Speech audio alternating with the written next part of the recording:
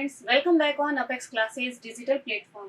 हम क्लास 12 का हिस्ट्री का फर्स्ट लेसन पढ़ रहे थे जिसका नाम है भारत का वैभवपूर्ण अतीत। उसमें हमारा आज का टॉपिक है सिंधु घाटी सभ्यता। सिंधु घाटी सभ्यता की खोज के बारे में, उसके अन्वेषण के बारे में, उसका विस्तार कहाँ कहाँ तक था उसके बारे में हम पिछली क्लास में पढ़ चुके हैं। आज हम पढ़ेंगे सिंधु घाटी सभ्यता की विशेषता कि सिंधु घाटी सभ्यता की विशेषताएं क्या है। इस पे आपका एक लॉन्ग क्वेश्चन बनता है कि सिंधु घाटी सभ्यता की विशेषताओं को समझाइए, या फिर ऐसा पूछा जा सकता है कि सिंधु घाटी सभ्यता एक सुनियोजित नगर व्यवस्था थी, कैसे स्पष्ट कीजिए। इसमें लॉन्ग क्वेश्चन को कैसे अटेंड करना है, इसमें आपको सारी विशेषताएं पॉइंट के आधार पर लिखनी है। हालांकि आपके फाइनल एग्जाम में लॉन्ग क्वेश्चन नहीं बनता, इसमें फाइनल से पहले जो आपके एग्जाम होते हैं, हाफ ईयरली जो एग्जाम होते हैं, उनमें ही लॉन्ग क्वेश्चन बनता है।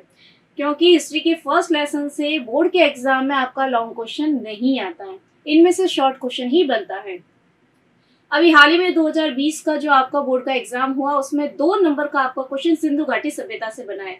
उसमें ये पूछा गया है कि सिंधु घाटी सभ्यता के ऐसे कौन सी 2 विशेषताएं हैं जो वर्तमान में स्वच्छता को ध्यान में रखते हुए प्रासंगिक है। यानी उस समय की ऐसे कौन सी व्यवस्था थी जो आज भी प्रचलित है स्वच्छता को ध्यान में रखते हुए, वो आज हम इसी विशेषताओं के अंतर्गत पढ़ेंगे। तो एग्जाम में 1 नंबर का और 2 नंबर का क्वेश्चन और 4 नंबर का क्वेश्चन आपके इस लेसन में से पूछा जाता है। तो 4 नंबर के क्वेश्चन में कई बार क्या होता है, सिंधु घाटी की विशेषताएं जो है वह लॉन्ग में नहीं देकर 4 नंबर के क्वेश्चन में भी पूछी जा सकती है। तो उसमें आपको 4 नंबर के क्वेश्चन के हिसाब से अटेंड करते हुए उस क्वेश्चन को लिखना है। ओके, यहाँ पर शुरू करते हैं सबसे पहले सिंधु घाटी सभ्यता की विशेषताएं। विशेषताओं में आपको सबसे पहला जो पॉइंट बनता है वह आपको इसमें ध्यान रखना है नगर। सबसे पहले हम किसके बारे में पढ़ेंगे, नगर के बारे में। दूसरा हम इसमें पढ़ेंगे उस समय की सड़कें व गलियां। ये मैं पॉइंट बता रही हूँ जिसके बारे में हम आगे डिटेल में पढ़ेंगे। तीसरा हम इसमें पढ़ेंगे स्वच्छता को ध्यान में रखते हुए नालियों की जो व्यवस्था की गई थी, नालियां कैसे बनती थी, नालियां व्यवस्था, नालियों का निर्माण कैसे होता था, उसके बारे में पढ़ेंगे।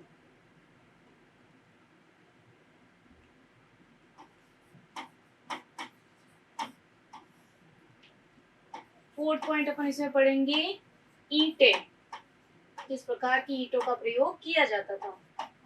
फिफ्थ पॉइंट अपन इसमें पढ़ेंगे भवन का निर्माण, घरों का निर्माण किस प्रकार किया जाता था। ये सारी चीजें तो आ गई सिंधु घाटी सभ्यता की स्थापत्य से संबंधित चीजें। ठीक है, एक घर में नगर के अंदर स्थापत्य के साथ ही अगली 6 विशेषता जो अपन पढ़ेंगे इसके अंतर्गत वह पढ़ेंगे हम भवन निर्माण के बाद में। यहाँ पर जो अवशेष मिले हैं किस किस के, सबसे पहला है विशाल स्नानागार,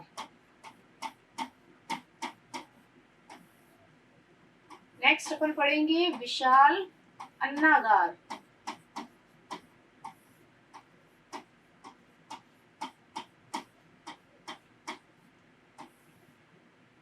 नेक्स्ट अपन पढ़ेंगे विशाल जलाशय व स्टेडियम। ये भी हमारे वैभवपूर्ण अतीत की विशेषता है, ये सभ्यता भी। नेक्स्ट अपन पढ़ेंगे विशाल गोदीबाड़ा, गोदीबाड़ा या फिर बंदरगाह, डॉकयार्ड जो होता है।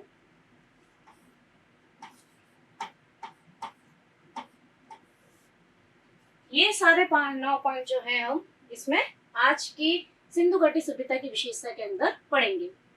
अब सबसे पहला हमारा जो पॉइंट आता है कौन सा है, वह नगर नियोजन। नगर नियोजन के बारे में अपन क्या पढ़ते हैं, सबसे पहले कि सिंधु घाटी सभ्यता का जो नगर नियोजन था, नगर का निर्माण या उसका व्यवस्था, उसकी स्थापत्य कला जो थी वह कैसी थी।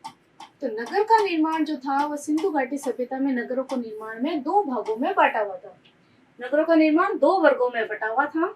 सबसे पहला वर्ग कहलाता था या भाग कहलाता था दुर्ग या गढ़ी, दुर्ग या गढ़ी, और दूसरा कहलाता था सामान्य नगर या जिसको बस्ती भी कह सकते हैं। नगर के निर्माण में दो प्रकार की रचनाएं हमको सिंधु घाटी सभ्यता के अवशेष में देखने को मिलती है कि संपूर्ण नगर जो था वो दो भागों में बटा हुआ था। अब जो दुर्ग और जो गढ़ी का हिस्सा जो था ये कौन सी दिशा में था? पश्चिम की दिशा में, बहुत बड़े बड़े क्षेत्र में, बड़े बड़े आकार में, और इसके चारों तरफ एक मोटा परकोटा बनाया जाता था। और पूर्व दिशा की तरफ, पश्चिम दिशा में तो हो गया ये दुर्ग और गढ़ी वाला एरिया जो कि ऊंचाई पर बनाया जाता था, और इससे नीचे परकोटे से अलग करते हुए जो घर बनाए जाते थे वह सामान्य नगर बने हुए थे, छोटे छोटे घर बने हुए थे जो कि दुर्ग से बिल्कुल पृथक था। ठीक है, ये जो घरों का निर्माण था दोनों से अलग अलग था। यहाँ का जो क्षेत्र था, जो दुर्ग का क्षेत्र था, दुर्ग में सामान्यतः कौन से लोग रहते थे? संपन्न लोग, जिसमें प्रमुख रूप से राजा रहता था, राज परिवार के सदस्य रहते थे। इसके अलावा जो प्रमुख कर्मचारी थे, राजा के प्रमुख कर्मचारी थे, उन सबका निवास कहाँ पर था? गढ़ी या दुर्ग वाले इलाके में। अब इससे परकोटे से बस्ती को बिल्कुल अलग किया गया था जो कि पूर्व दिशा के अंतर्गत था। यहाँ पर कौन निवास करती थी? सामान्य जनता। कौन निवास करती थी यहाँ पर? सामान्य जनता का यहाँ पर निवास था। दूसरा अंतर में क्या देखने मिलता है? इनकी संख्या जो थी, यहाँ की जनसंख्या जो थी क्या थी? कम थी, जबकि सामान्य जनता की जनसंख्या अधिक थी। यहाँ पर रहने वालों की संख्या अधिक थी। तो ये हुआ नगर नियोजन का निर्माण। नगरों का निर्माण किस प्रकार किया गया था? क्या लिखोगे आप कि सिंधु घाटी सभ्यता के अंतर्गत नगर निर्माण में हमें नगर का निर्माण दो भागों में बटा हुआ मिलता है। उसके अवशेषों में हमें पता चलता है कि नगरों का निर्माण के लिए पश्चिमी क्षेत्र में या पश्चिमी दिशा की तरफ ऊंचाई पर, टीले पर दुर्ग और गढ़ी का निर्माण किया जाता था, जहां पर राजा, राजपरिवार के सदस्य यानी संपन्न कर्मचारी जो थे उनका निवास होता था। यहाँ पर रहने वाले लोगों की संख्या बाकी लोगों की संख्या में कम होती थी। अब इसे एक परकोटे से अलग कर दिया जाता था ताकि वो बस्ती से अलग दिखे, उसके साथ जुड़ा हुआ न लगे। तो सामान्य जो बस्तियां थी वहां पर कौन निवास करती थी? सामान्य जनता निवास करती थी। उनकी जो संख्या थी वह दुर्ग में रहने वाले लोगों की संख्या में बहुत अधिक थी। इसके अलावा हमें ये भी देखने को मिलता है कि दुर्ग और गढ़ी में रहने वाले लोगों के जो मकान थे वो बहुत ही पक्की ईंटों के बने हुए थे। वहां पर सारी सुख सुविधाएं मौजूद थी, जबकि सामान्य जनता के लिए जो बस्तियों का निर्माण होता था उसमें सुविधाओं का कुछ अभाव था और कहीं कहीं पर पक्की ईंटों का निर्माण मिलता है, लेकिन काफी जो घर थे वह कच्ची ईंटों के भी बनाए जाते थे। यहाँ पर हमारा जो पहली विशेषता है नगर निर्माण की, ये व्यवस्थित हो जाती है, कंप्लीट हो जाती है। नगर निर्माण के बाद अपना जो दूसरा पॉइंट है, मैंने क्या बताया था? नगर निर्माण के बाद दूसरा बताया था मैंने सड़कें और गलियां। दूसरी विशेषता क्या उस समय की? सड़कें व गलियां। सिंधु घाटी सभ्यता में जो सड़कों का निर्माण किया गया है, सारे जो घर बने हुए हैं, ये सारे घर बने हुए हैं, इन घरों के मध्य सारी सड़कों का निर्माण किया जाता था। ये सड़कें जो है एक जालनुमा दिखती थी। यहाँ से ये सड़कें निकल रही है जो कि जालनुमा दिख रही है, ये एक जाल का निर्माण करती थी। यानी ये जो जालनुमा है, उस समय की जो सड़कें थी वो ग्रिड पद्धति पर बनी हुई थी। कौन सी पद्धति पर बनी हुई थी? ग्रिड पद्धति पर बनी हुई थी। ग्रिड पद्धति का मतलब क्या होता है? जिसमें सड़कें एक दूसरे को समकोण पर काटती है, 90 डिग्री का एंगल बनता है। ये दिख रहा है आपको? 90 डिग्री का एंगल, इधर भी, यहाँ भी। यानी सड़कों का जो निर्माण किया जाता था वह ग्रिड पद्धति के आधार पर किया जाता था।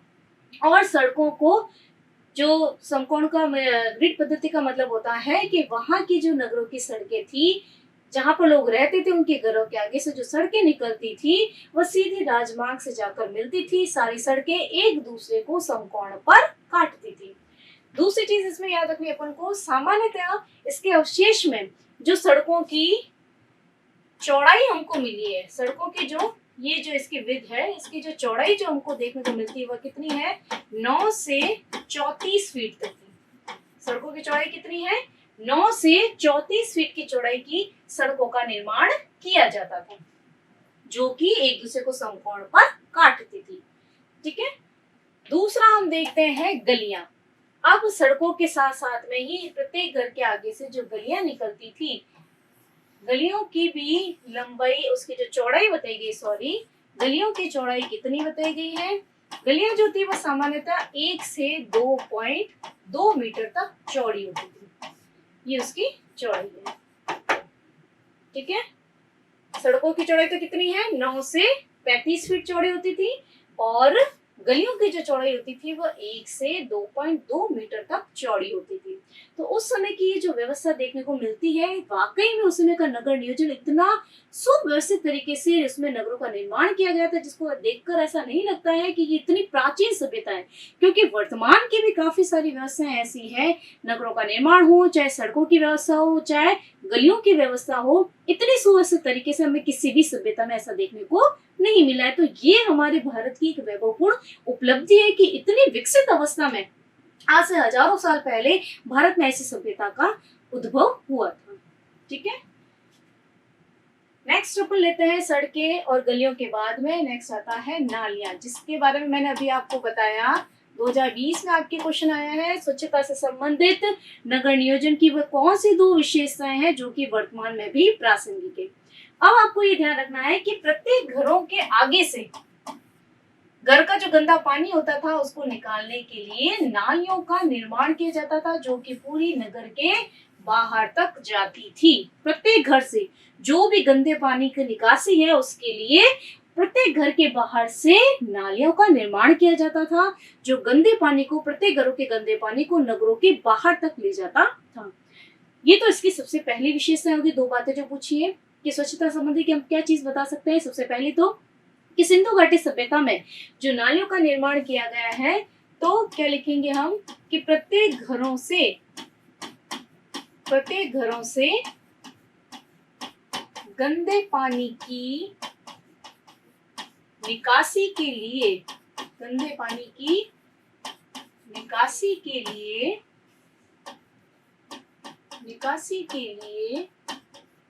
नालियों का निर्माण किया जाता था। नालियों का निर्माण किया जाता था। ये तो इसकी पहली विशेषता। दूसरा है कि नालियों का जो निर्माण किया जाता था उसमें क्या होता था, उसके ऊपर नालियों के निर्माण में ईंटों का प्रयोग किया जाता था। ईंटों का प्रयोग किया जाता था। सामान्यतः ईंटें जो थी वह पक्की ईंटों का प्रयोग किया जाता था। कौन सी ईंटों का? पक्की ईंटों का प्रयोग किया जाता था। ईंटों का प्रयोग होता था, वो भी कौन सी? पक्की ईंटों का प्रयोग किया जाता था वहां पर, ताकि कहीं से भी पानी लीक ना हो सके। अब तीसरी विशेषता क्या थी कि नालियों में ईंटों को एक दूसरे से जोड़ने के लिए प्लास्टर करता ना, जिससे कि सारी ईंटें जुड़ी हुई रहे। तो ईंटों को जोड़ने के लिए किसका प्रयोग किया जाता था? ईंटों को जोड़ने के लिए चूना, पत्थर और जिप्सम, इन सब को मिक्स करके प्लास्टर बनाकर सारी ईंटों को जोड़ा जाता था। इन सब का जो मिश्रण होता था उसका प्लास्टर बनाकर सारी ईंटों को जोड़ा जाता था, ताकि वह पक्की हो जाए और वहां से गंदा पानी कहीं से भी लीक न हो। चौथी विशेषता क्या थी नालियों में कि नालियों के बीच में बड़े बड़े होल रखे जाते थे। क्या रखे जाते थे? बड़े बड़े होल रखे जाते थे, जो कि क्या होते थे? ढक्कनदार होते थे। क्या थे? ढक्कनदार होते थे, ताकि कहीं से भी, जैसे नालियां बाहर से निकल रही है, तब मान लो जैसे कहीं से ब्लॉक आ जाता है, ब्लॉकेज हो जाता है, कहीं बार पानी निकलता है, तो इन ढक्कन को खोलकर वहां से सारा कूड़ा कचरा निकाल लिया जाता था, ताकि पानी किसी भी रूप से बाधित न हो और नगरों के बाहर तक उसको आसानी से निकाला जा सके। तो बड़े बड़े जो मेन होल होते थे, जो ढक्कनदार होते थे, यहाँ से नालियां का पानी जो है, नालियों का पानी जो गंदा पानी घरों के अंदर से आ रहा है, वह कहीं पर ब्लॉक ना हो जाए। इसके लिए ढक्कनदारों को, नालियों को बड़े बड़े होल बना दिए बीच में, ताकि उन ढक्कन को हटाकर वहां की साफ सफाई की जा सके और पानी को आसानी से नगर के बाहर तक पहुंचाया जा सके।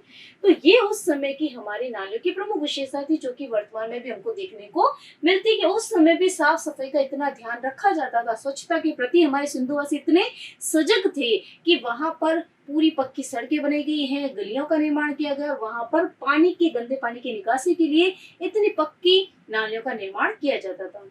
नालियां जो थी वो ज्यादातर क्या थी, ढकी हुई होती थी। गली के बाहर भी जो होती थी ना, वो ढकी हुई नालियां होती थी, वहां पर भी ढकी हुई रहती थी, नालियां खुली नहीं होती थी। ठीक है ना। तो ये उस समय की नालियों की अपनी विशेषताएं आ जाती है। नालियों के बाद में अगला अपना पॉइंट है ईंटें।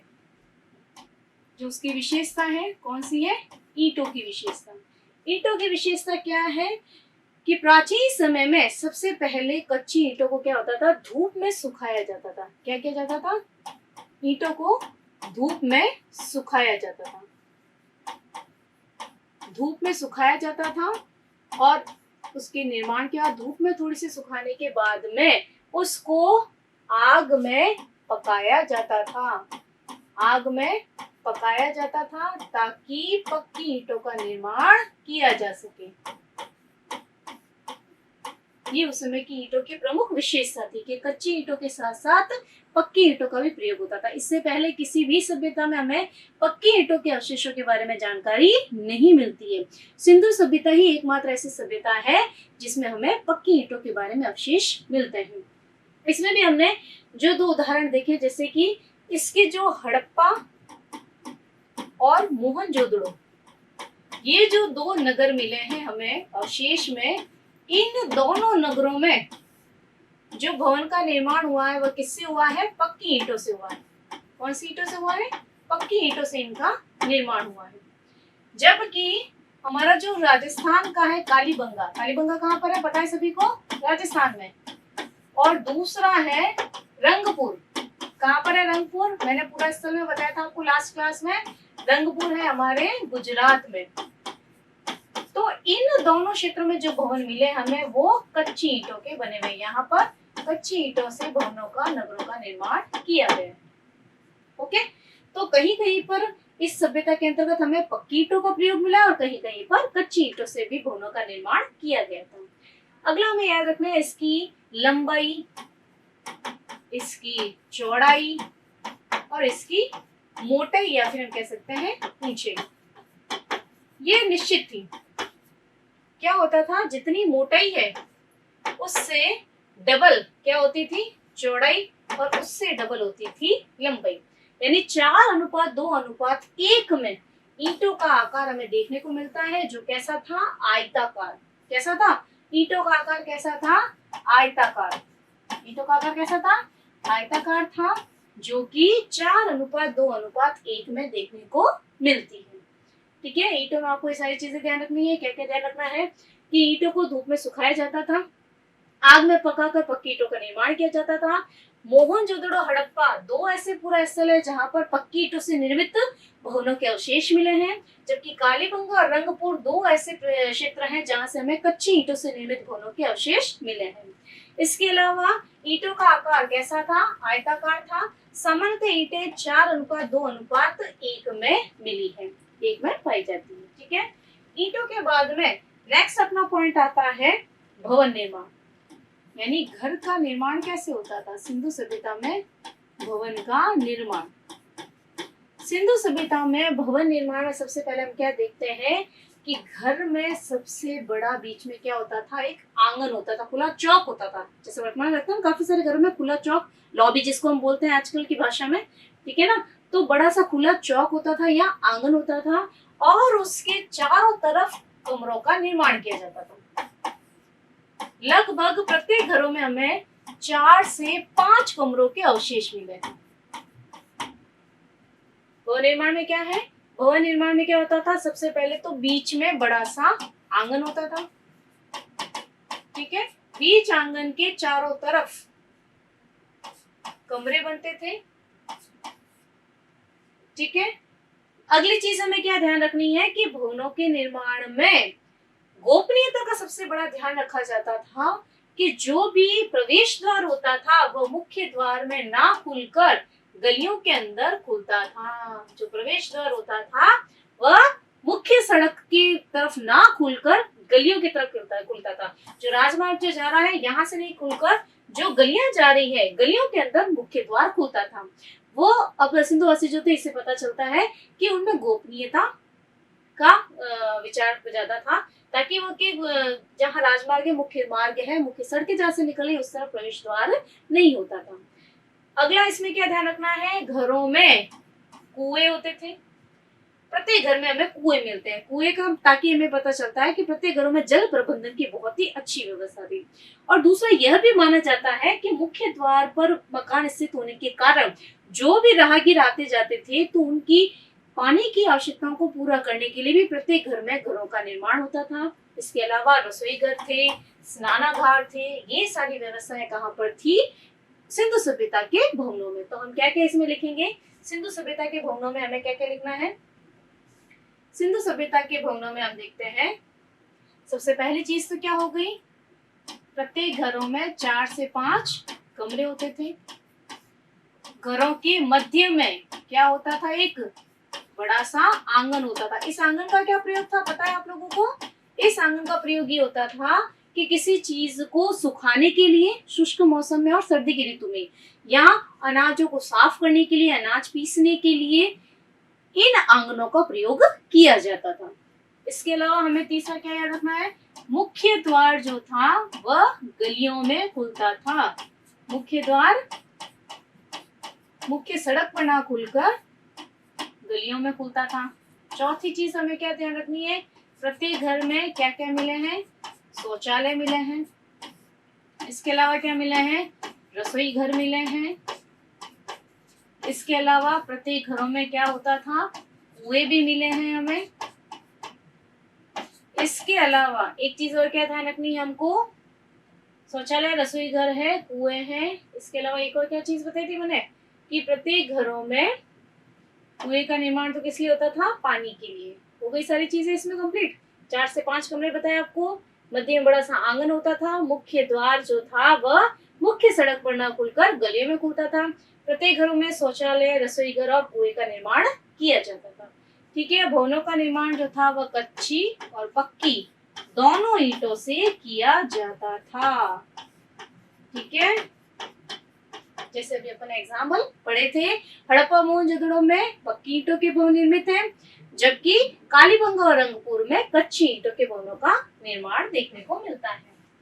अब भवन निर्माण के बाद में नेक्स्ट अपना आता है विशाल स्नानागार। 1 नंबर का मोस्ट इंपोर्टेंट क्वेश्चन मिलता है, बनता है, सिंधु घाटी सभ्यता में विशाल स्नानागार के अवशेष किस स्थान से मिले हमें, मोहनजोदड़ो से मिले हैं। कहाँ से मिले हैं, मोहनजोदड़ो से हमें विशाल स्नानागार के अवशेष मिले हैं, जो कि गढ़ी वाला जो क्षेत्र होता था, किले का जो क्षेत्र होता था, उससे जस्ट लगते हुए ही, यानी उसकी दीवार से सटे हुए बड़े से स्नानागारों के अवशेष मिले हैं। इतने बड़े स्नानागार को देखकर हमारे इतिहासकारों ने अनुमान लगाया, या हम भी अनुमान लगा सकते हैं कि बड़े से जो स्नानागार बने हैं इनका उद्देश्य क्या होता था, कोई भी धार्मिक उत्सव या समारोह में शामिल होने के समय जिसमें बहुत सारे लोग इकट्ठे होते थे, उनके लिए इन बड़े स्नानागारों का प्रयोग किया जाता होगा, ऐसा माना जाता है। अब स्नानागारों में प्रवेश करने के लिए पक्की ईंटों की सीढ़ियां होती थी। क्या होती थी, पक्की ईंटों की सीढ़ियों का निर्माण किया जाता था। आंगन जो होता था वह भी ईंटों से बना हुआ था। दीवारें जो बनती थी वह भी ईंटों से ही बनती थी। देखो 3 जगह ईंटों का प्रयोग हो रहा है स्नानागार में। उतरने के लिए जो सीढ़ियां बनाई जाती थी वह भी ईंटों की बनती थी, पक्की ईंटों की। फर्श भी ईंटों का बनता था, और स्नानागार की जो दीवारें थी वह भी किससे बनी हुई मिलती है हमें, ईंटों से ही बनी हुई मिलती है। स्नानागार के 3 तरफ क्या है, कमरे बने हुए थे। 3 तरफ क्या होता था, कमरे बने हुए देखने को मिलता है हमें, जिसमें ऐसा माना जा सकता है कि किसी धार्मिक आयोजन जब सब लोग रहने के लिए इकट्ठे होते थे, उनके लिए उन कमरों का निर्माण किया गया होगा, और आयोजन के समय सभी लोग स्नानागार में एकत्रित होते होंगे। इसके अलावा हमें ये ध्यान रखना है, इनके पास ही हमें कुएं का निर्माण भी मिला है। बड़े से कुएं का निर्माण भी हमें मिला है, जिससे पता चलता है कि स्नानागारों में कुआं से जल का संग्रहण जो था वह कुओं में होता था और यहाँ से जो जल था उसका उपयोग कहाँ किया जाता था? स्नानागारों में किया जाता था। स्नानागारों के प्रवेश के पास में ही छोटी सी नालियों का निर्माण भी मिलता है जिससे गंदे पानी की निकासी की जाती थी और नए पानी को प्रवेश भी कराया जा सकता था। ठीक है, यानी छोटा सा वर्तमान जैसा स्विमिंग पूल नहीं होता है वैसा ही उस समय एक स्विमिंग पूल, एक बड़ा सा हमें क्षेत्र स्नानागार देखने को मिलता है जहां पर सभी लोग किसी धार्मिक उत्सव या समारोह के आयोजन के समय एकत्रित होते थे और उसका प्रयोग करते थे। ठीक है, और इसके अवशेष ये मोस्ट इंपोर्टेंट ध्यान रखना है, कहाँ पर मिले हमें? मोहनजोदड़ो में मिले हैं। ये विशाल स्नानागार के अवशेष कहाँ मिले हमें? मोहनजोदड़ो में मिले हैं। अब विशाल स्नानागार के बाद में आता है विशाल अन्नागार। विशाल स्नानागार के बाद में क्या है? विशाल अन्नागार। अन्नागार नाम से ही पता चल रहा है, अन्नागार का मतलब क्या हो गया? बड़े बड़े अन्न के भंडार जहां पर अनाजों को इकट्ठा करके रखा जाता था। इसके अवशेष जो है वो हमें मोहनजोदड़ो और हड़प्पा दोनों जगह से मिले हैं। मोहनजोदड़ो और हड़प्पा इन दोनों स्थानों से हमें विशाल अन्नागार के अवशेष मिले हैं। लेकिन दोनों में अंतर क्या है कि मोहनजोदड़ो का जो अन्नागार है वो बड़ा है, किसके कंपैरिजन में? हड़प्पा की कंपैरिजन में। हड़प्पा का जो अन्नागार है वह छोटा है। ठीक है, मोहनजोदड़ो का अन्नागार जो है वह बड़ा बनाया हुआ है। हड़प्पा का जो अन्नागार देखने को मिलता है वो दो भागों में बटा हुआ है, जैसे बीच में तो गली का निर्माण है और दोनों तरफ ऊंचे चबूतरे पर अन्नागारों का निर्माण किया गया, कक्ष बनाए गए जहां पर अनाज को इकट्ठा करके रखा जाता था। बीच में जो गली बनाई गई है उसको चबूतरे पे रखा गया, जिससे ऐसा अंदाजा लगाया जा सकता है कि बारिश के समय में या पानी के बहने के कारण उस अनाज को खराब होने से बचाकर रखा जा सके, इसके लिए ऊंचे चबूतरे पर इसका निर्माण किया गया था। ठीक है, नेक्स्ट अपन को क्या ध्यान रखना है इसमें? जो एक महत्वपूर्ण चीज याद रखनी है, विशाल अन्नागार के ऐसा माना जा सकता है कि किसी राष्ट्रीय आपदा के समय या किसी क्षेत्र में किसी आपदा के समय में उस अनाज का प्रयोग किया जाता होगा, या किसी धार्मिक उत्सव के समय जब एकत्रित लोग बहुत ज्यादा इकट्ठे हो जाते थे, उनको बड़े से आयोजन के समय में उनके खाने पीने की व्यवस्था के लिए इस अनाज का प्रयोग किया जाता होगा। अब अन्नागार के बाद में अपना आता है, स्नानागार के बाद में आता है विशाल जलाशय। विशाल जलाशय और स्टेडियम। यहाँ पर एक नंबर का फिर इंपॉर्टेंट क्वेश्चन बनता है आपको कि सिंधु घाटी सभ्यता में विशाल जलाशय और स्टेडियम दोनों के अवशेष कहाँ से मिले हैं? धोलावीरा से। कहाँ से मिले हैं? धोलावीरा से। धोलावीरा कहाँ पर है? पूरा स्थल बताया था मैंने, गुजरात में। कहाँ पर है? गुजरात में। विशाल जलाशय मिला है, बहुत बड़ा जलाशय है। वहां पर भी जैसे हमने अन्नागार स्नानागार वाली जो व्यवस्था देखी, वही व्यवस्था में विशाल जलाशय में भी देखने को मिलती है कि जलाशय में उतरने के लिए सीढ़ियों का प्रयोग होता था, फर्श में दीवारों पर भी ईंटों का प्रयोग किया जाता था। वहां पर भी पास में छोटे छोटे कुएं, जलकूप बने हुए मिलते हैं, जिससे हमें हम अंदाजा लगा सकते हैं कि उस जल का पानी जो है वह जलाशय में उसका उपयोग किया जाता होगा। स्टेडियम में भी बहुत बड़ा गोलाकार क्षेत्र मिला है, जिसके चारों तरफ सीढ़ियां बनी हुई है। चारों तरफ क्या है? सीढ़ियां बनी हुई, जिससे अंदाजा लगाया जा सकता है कि वहां पर दर्शकों को बिठाकर किसी कार्यक्रम का आयोजन किया जाता था। ये बड़े से स्टेडियम मिले हैं। कहाँ कहाँ से? दोनों धोलावीरा से। धोलावीरा कहाँ पर है? गुजरात में। ये आपको ध्यान रखना है। दोनों के अवशेष कहाँ से मिले हैं? धोलावीरा। देखो, विशाल जलाशय सबसे पहले हमने पढ़ा था, विशाल स्नानागार। स्नानागार के अवशेष कहाँ से मिले हैं? मोहनजोदड़ो से मिले हैं। विशाल अन्नागार के जो अवशेष मिले हैं वो दोनों जगह से मिले हैं, मोहनजोदड़ो से भी मिले और हड़प्पा से भी मिले हैं। और विशाल जलाशय और स्टेडियम के जो अवशेष मिले हैं वो हमें कहाँ से मिले हैं? धोलावीरा और गुजरात से मिले हैं। अब इसके बाद में लास्ट हमारा आ जाता है विशाल गोदीबाड़ा, डॉकयार्ड या बंदरगाह, पतन। ठीक है ना, विशाल गोदीबाड़ा।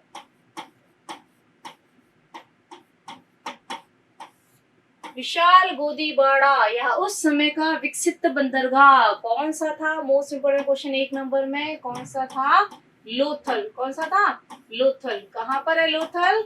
गुजरात में। लोथल कहाँ पर है? गुजरात में इसके अवशेष मिले हैं। और इसमें जो गोदीबड़ा था वह इतना विकसित था जिसकी तुलना हम आज के जो बंदरगाह है विशाखापट्टनम से कर सकते हैं। विशाखापट्टनम जो बंदरगाह है उसकी तुलना हम हजारों साल पहले बने बंदरगाह कौन सा? लोथल से की जा सकती है। ये भी हमारे भारत की महत्वपूर्ण उपलब्धि है कि आज का जो बंदरगाह जिस विकसित अवस्था में विशाखापट्टनम, हजारों वर्ष पूर्व भी हमारे जो लोग थे, सिंधुवासी जो थे, भारतीय लोग जो थे, उन्होंने वैसे विकसित बंदरगाह का निर्माण हजारों साल पहले भी कर लिया था। तो ये एक हमारे प्राचीन भारत की महत्वपूर्ण उपलब्धि है। यहाँ से जो लोथल जो था ये किससे जुड़ा हुआ था? भोगवा नदी से जुड़ा हुआ था। किससे जुड़ा हुआ था? भोगवा नदी से ये बंदरगाह जुड़ा हुआ था। यहाँ से काफी सारे जहाज जो थे वो एक स्थान से दूसरे स्थान पर व्यक्तियों को ले जाते थे और किसी भी वस्तु के आयात और निर्यात का माध्यम यही विकसित बंदरगाह था। इसके अलावा ध्यान रखना है हमको कि इस बंदरगाह से मिस्र, मेसोपोटामिया